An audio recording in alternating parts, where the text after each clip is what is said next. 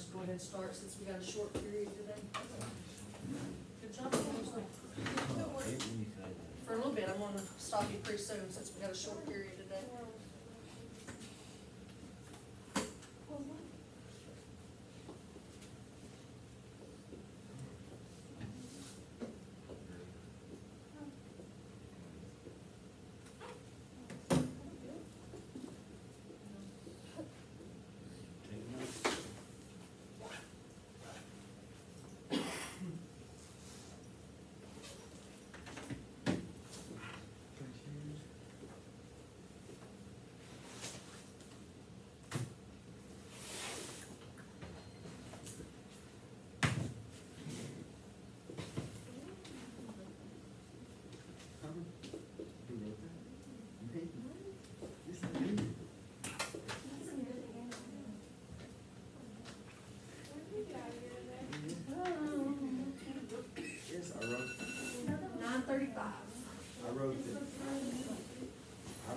I wrote that. No, see, look. I went up, slow.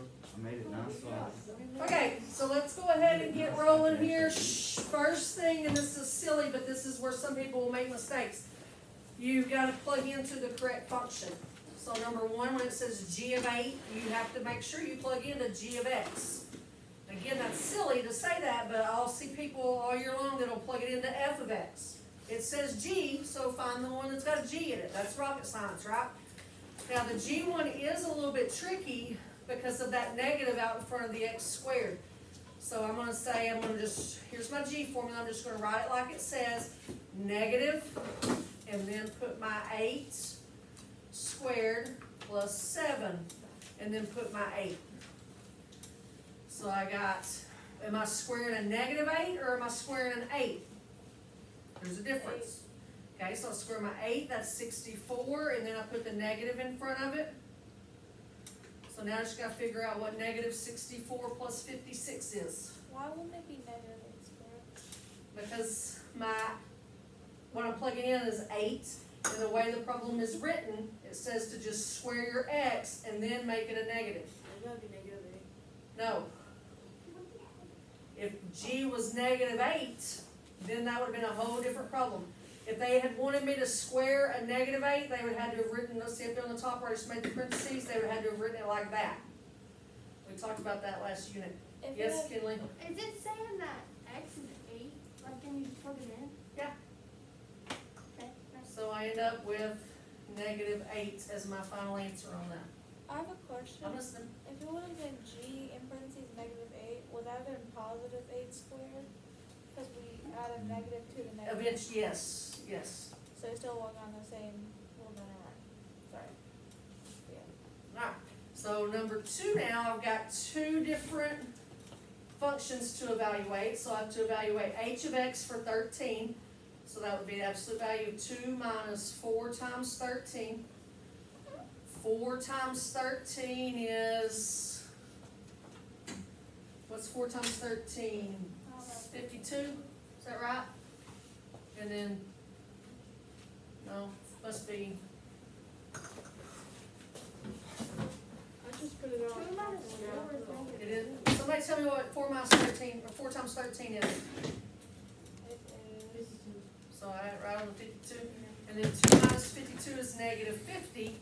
Absolute value negative 50 is a positive 50. Okay, then I got a negative 1 that I have to plug in at my f of x. So 8 times negative 1 minus 9.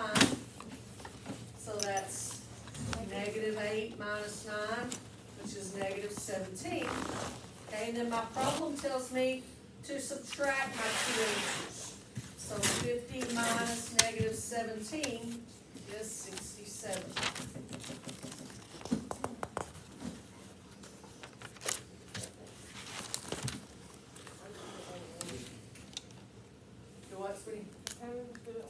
That's okay. That's okay.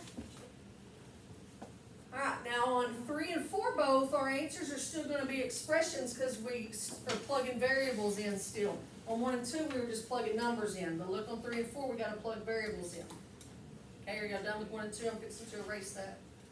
Yes, ma'am. Can I take a picture of those, draw them down? Yeah.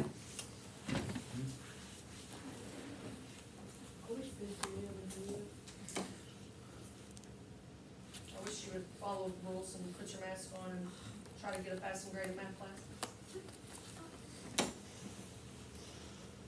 How'd you get negative 17 divided by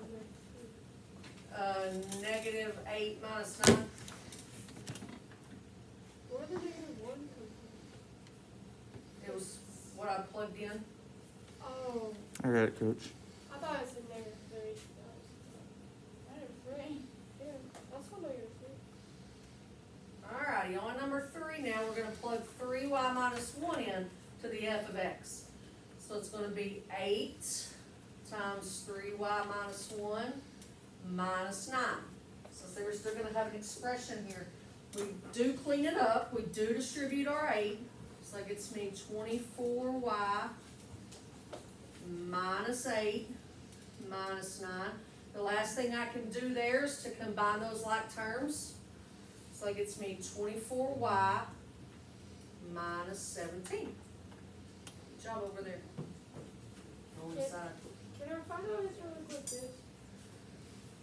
Yeah, Yeah, it's such a on the. yeah, that's right, and that's called function notation. So that's good function notation, good job. All right, everybody got that one? I'm gonna erase because number 4's got a lot more to write on.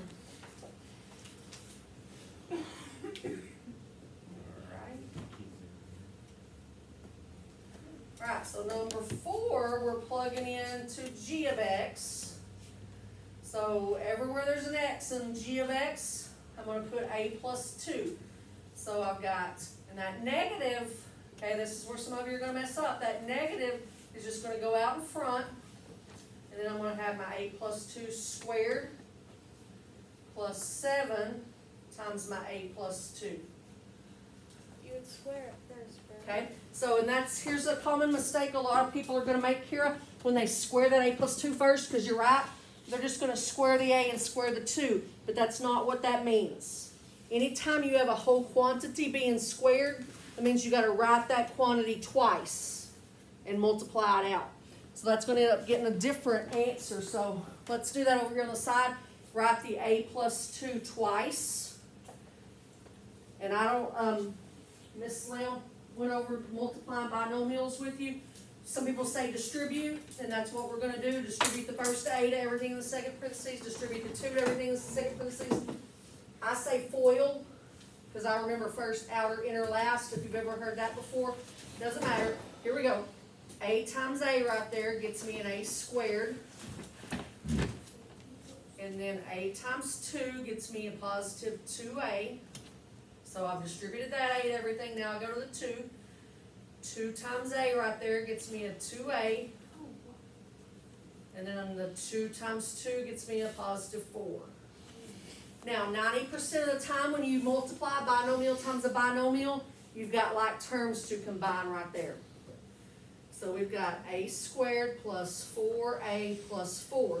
So if somebody would have been silly and did what I was talking to Kira about, they would have got the a squared and they would have got the 4, but they would have missed that whole term right there. All right. Where'd your negative sign go? I'm not there yet. You're ahead of me. So now what Kinley's talking about, this whole piece right here has got that negative in front of it, which means now I need to distribute a negative to all 3 of those, right? So we're looking at negative a squared minus 4a minus 4. And then let's keep going. Plus, this is just easy to distribute, 7a plus 14. Now let's see if we got any like terms to combine. Negative a squared, and then I got negative 4a and a positive 7a, positive 3a, and then I got a negative 4 and a positive 14. Plus 10, that's it. Good job.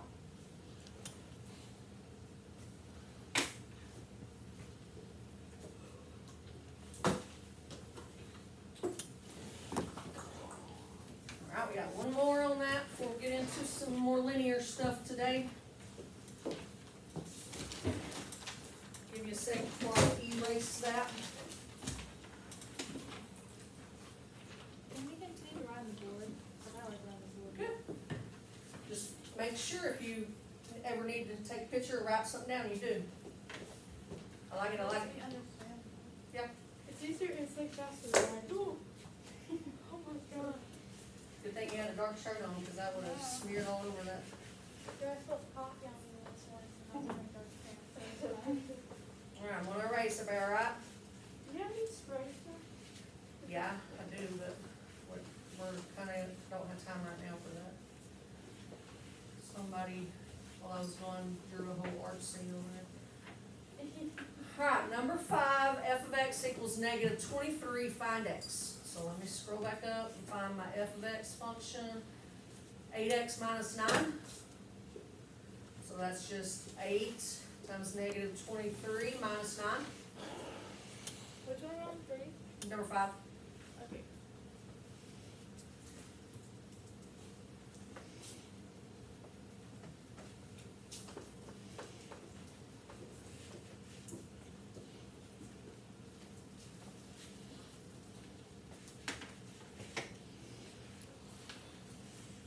Oh, hold on. I read it wrong. So this is giving us, my bad, I apologize for that. This is giving us what the whole function f of x is equal to.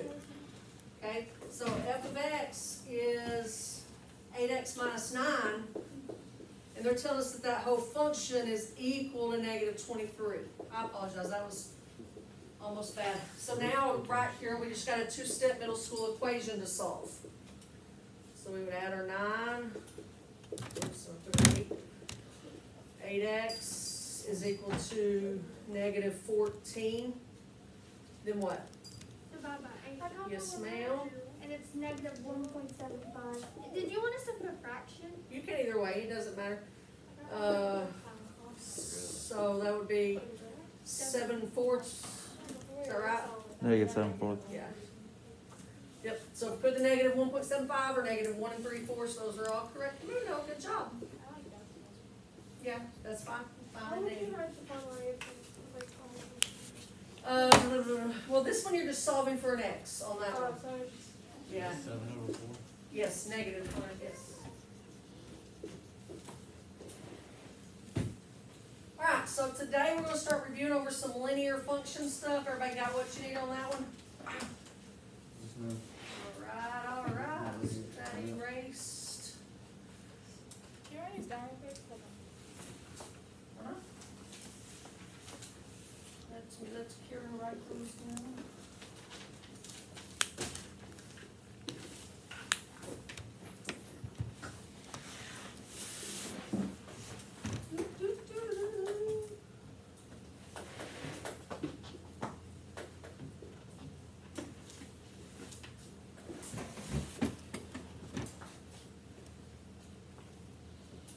Okay. Alright. My other sheet here, it's got blank paper, yes.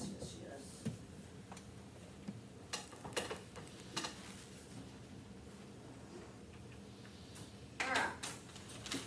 So, algebra 1, you do a whole heck of a lot of linear stuff. Linear just means forms a line. The major stuff that we're gonna do in here once we finally get to it is quadratics, which the graph makes a parabola. We're just reviewing some linear stuff for the next couple of days. So that is one form of a line. You learn several different forms. You learn slope-intercept form, you learn point-slope form, you learn standard form. Do you know which one that is? You got a 1 in 3 chance of guessing it. Slope-intercept, point-slope, or standard? Point slope. Guess again. Slope intercept. Guess again. Standard. Standard! Ding, ding, ding. So this is called the standard form of a line. So what we're going to do first off is practice writing some things in standard form. Now, what we have to have, well, we'll do it as we go.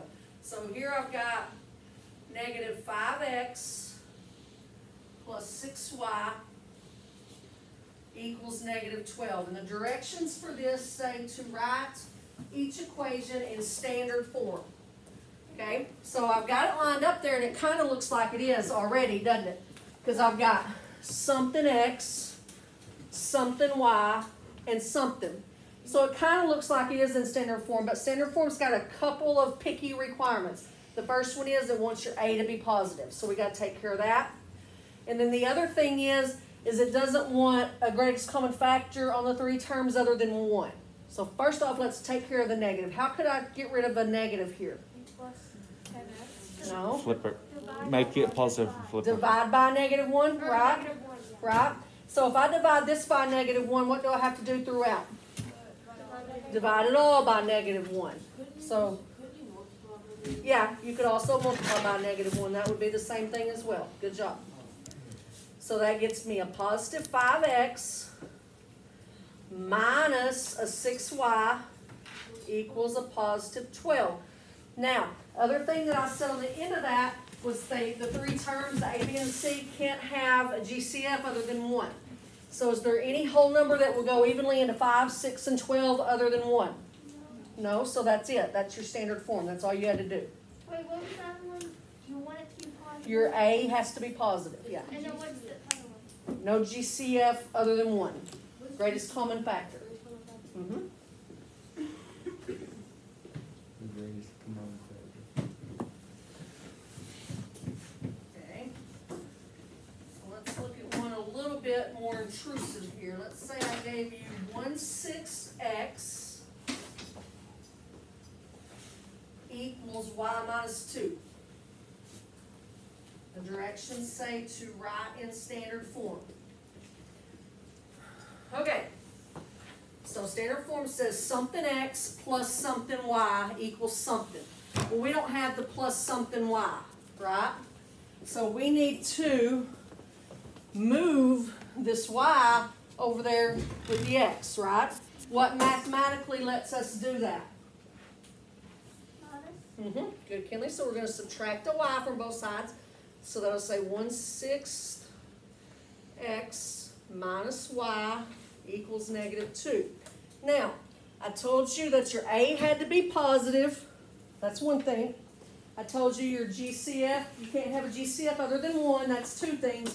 Here's a third thing. Your A has got to be at least 1. Attention students, all freshmen and sophomores that would like a letter jacket, please go to the library at this time. All freshmen and sophomores that would like a letter jacket, please go to the library at this time. So right now, I said our A has to be at least 1. So right now, is our A at least 1? No, it's 1/6. So, what could I do to 1/6 that would make it be a 1? You multiply by 6 over 1. Very good. They're reciprocal. Good, Kira. Multiply it by its reciprocal. So we're going to multiply this whole line right here, because whatever you do to 1, you got to do to all, by 6 over 1, which Kira said, and that's the same as 6, right? So now, if you don't trust me, grab a calculator. 1/6 over 6 is just 1x. Anytime you multiply by its reciprocal, it's just 1. And then 6 times y. Yes, sir. I'm listening, Kinley. Oh, never mind. Okay, this may sound really dumb, but I don't remember what a greatest common factor is. Excuse me, that doesn't sound dumb. It's what will go into it. So like factors of 12, 1 and 12, 2 and 6, 3 and 4, what you multiply to get it. So 6 and 12 have a greatest common factor of 6, right? Because 6 times 1 and 6 times 2, right? But 1 doesn't have that. So you don't have to worry about a greatest common factor. If this had been a 2x, Kinley, they would have all had a GCF, and we'll do one of these next. So we would have divided them all by that. But we'll do one of those next for you to see. So that's the answer? That's it. That's your standard form.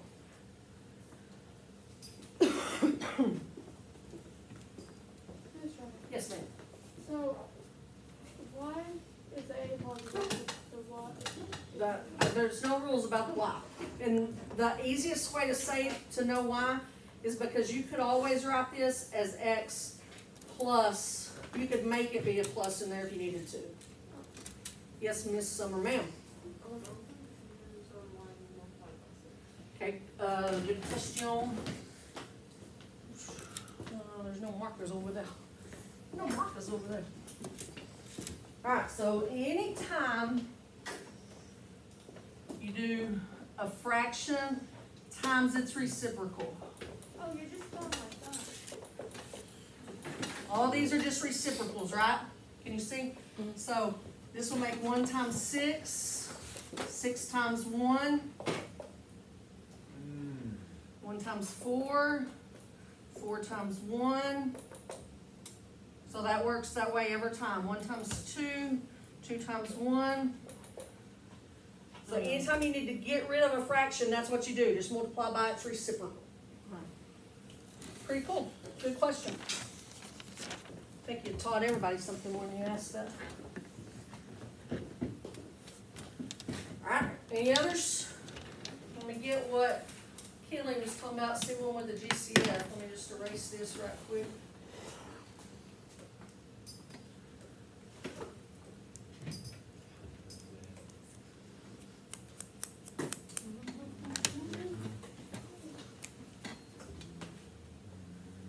Alright, 9x plus 6y minus 24 is equal to 0. And the directions say to write in standard form. So to start with, standard form. Yeah, no, minus 24, I'm sorry, it's a 24. 24. So to start with, the first thing I'm always going to do before I start worrying about all those rules that we've been noticing is I'm just going to worry about the A, B, and C. So I got to have something x plus something y equals something. So I've got my something x, right, 9x. I got my something y, 6y. But then on standard form, there's nothing else before the equal sign. But I've got a minus 24 before the equal sign. So I need to get rid of that. Would you write it? So that's exactly what we'll do, Jalen. Good job. So that gets us 9x plus 6y equals 24. Okay, so we got it in the right order. Now let's go through that checklist of stuff we've been talking about. My a is bigger than 1. It's not negative. It's not a fraction. What else were we supposed to check for? Okay, was there anything besides that? Was that the next thing that was in? Okay, so greatest common factor. Is there anything that goes evenly in a 9, 6, and 24? 3. So it's just like we need to reduce that equation. So we're just going to divide all of it by 3. So it'll be 3x plus 2y is equal to 8. That's it. 1 orange, chicken dinner. That's all? Yeah. So it's actually easier than I'm thinking. Yeah. Yeah.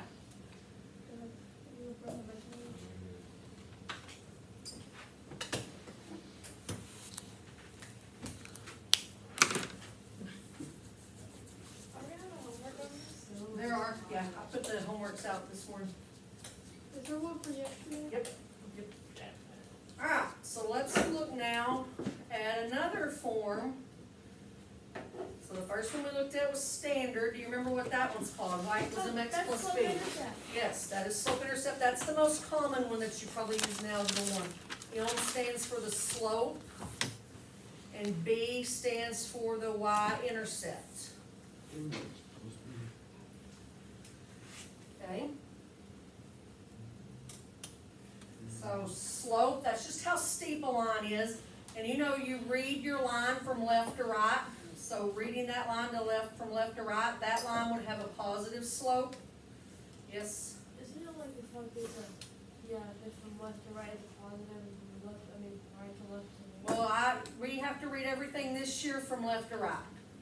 Because we're going to see some funny stuff happening when we get bigger graphs than just lines. What you said for a line is correct, and we're going to get bigger, so I'm going to say read everything left to right. Yes, Jalen? What's this form called? Slope intercept.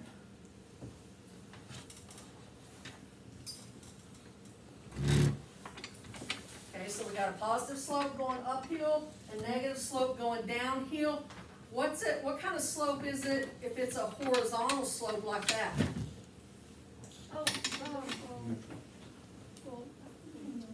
Zero. If it doesn't rise, it's got a 0 slope. And then what's it kind of slope, and this is a weird one, if it's a vertical line? Remember that one? It's been a while. Isn't that undefined? Good. You remember undefined.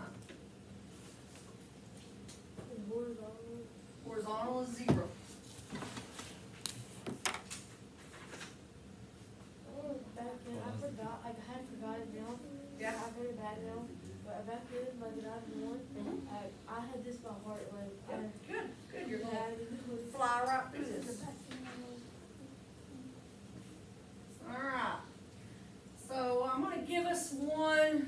to do with this, and then we'll stop on this one and pick it back up here on this same thing tomorrow, since we got a short period. I don't wanna rush, because we still got more to do with this. Let me make myself a note to know where to start tomorrow. Start there on Thursday, but I want us to do one with this before we leave it, so everybody got what you need on that page? 1 second. You got it, sir?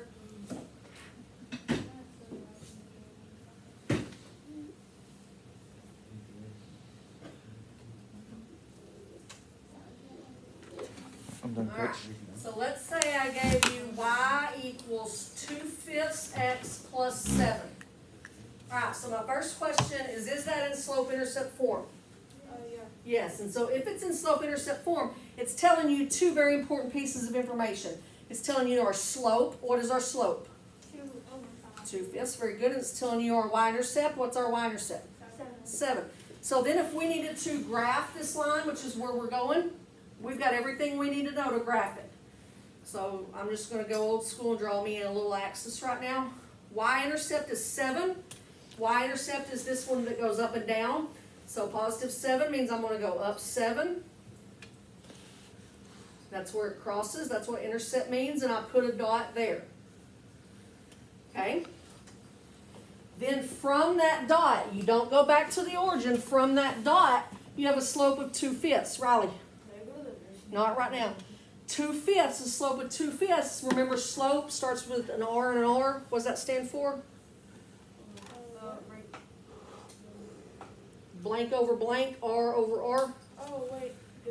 It's like the Rise over run. Very good. So from that point, I'm going to rise 2 and run 5. So that means from that point, I need to go up, and they're both positive, so that's up and right. So I'm going to go up 2 more, and then over 5. 3, 4, 5. And put a dot there. And that connects your line. Now, we'll get graph paper, I'll get graph paper, I'll use straight lines, we'll make it prettier than that. But I just wanted to remind you of that before we left today. And we did a ton of that in 8th and 9th grade, right? Just been a few days. Okay, so tomorrow, listen to me before we load it up. Tomorrow we're going to pick back up on that, and we'll talk about parallel and perpendicular. And then we got to talk about intercepts. We did y-intercept just then, but we also got to talk about x-intercepts, all right? All right, we got about 8 minutes still. Yes, now you may.